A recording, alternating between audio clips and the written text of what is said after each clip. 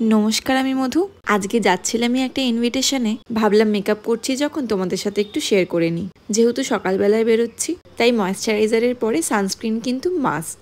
এটা একদমই স্কিপ করা যাবে না সকালের দিকে যখন তোমরা মেকআপ করবে। এখানে আমি ডট অ্যান্ড কিয়ের একটা সানস্ক্রিন ইউজ করেছি। এরপরে চলে যাব মেকআপে। ডার্ক শেডের একটা কনসিলার ইউজ করছি ফর মাই ডার্ক সার্কেলস।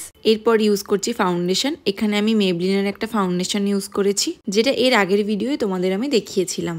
এরপরে একটা কম্প্যাক্ট পাউডার নিয়ে মেকআপটাকে খুব ভালোভাবে সেট করে নেব। তারপর ইউজ করে নিচ্ছি ব্লাশ। এখানে আমি সুগারের একটা ব্লাশ ইউজ করেছি। ব্লাশ অ্যাপ্লাই করার পরে আমি আমার আইব্রোটাকে ড্র করে নেব। এরপর একটা পিঙ্ক শেড নিয়ে জাস্ট হালকা করে চোখের উপরে ব্লেন্ড করে নেব। তারপর পরে নিচ্ছি মাস্কারা আর একটা নিউড শেডের লিপস্টিক।